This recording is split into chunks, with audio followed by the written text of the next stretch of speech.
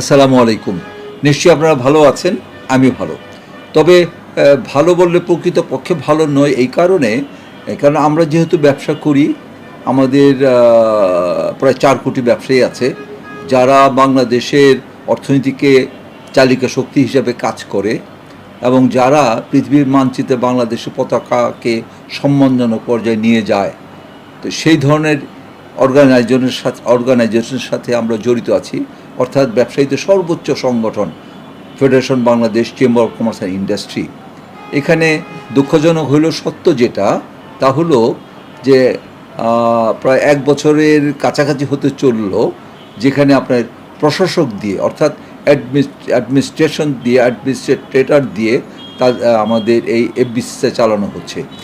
আর FBCCI হলো যে প্রায় 419টি সংগঠন আছে, আপনার 70টি উপর চেম্বার আছে, 14টি ওমেন চেম্বার আছে, সবাইকে নিয়ে একটা অ্যাপেক্স ফোরামের দায়িত্ব হলো যে বিভিন্ন কর্মকাণ্ডে সরকারি যদি কোনো প্রেশার আমাদের উপরে দেওয়া হয়, এনবিআর করে হয়রানি করা হয়, যে কোনো ব্যাপারে এটা বার্গেনিং এজেন্ট হিসাবে অ্যাকচুয়ালি আমাদের ফেডারেশন কাজ করে।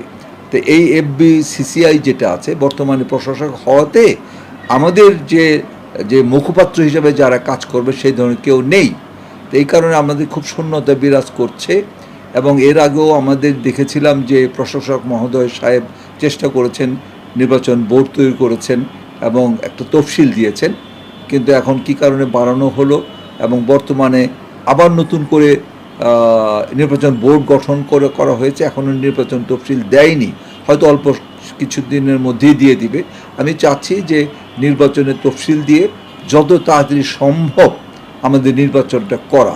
এই কারণে করা, আপনারা জানেন যে বর্তমান অর্থনীতিটা টোটালি স্থবিরতা আছে এবং যেভাবে আমাদের অর্থনীতি এগিয়ে যাওয়ার কথা সেভাবে কিন্তু যাচ্ছে না।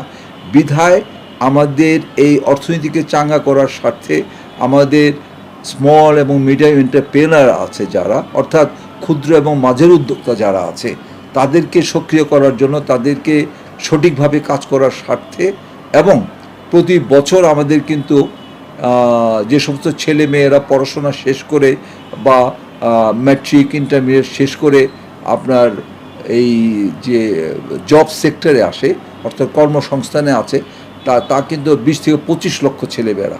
তো তাদেরকে প্রোভাইড কারা করে? সরকারিভাবে 0.3% করে থাকে, আর টোটালিটাই কিন্তু আমরা যারা প্রাইভেট সেক্টর আছে আমরা করে থাকি। তো সুতরাং হয়তো যেভাবে তাদেরকে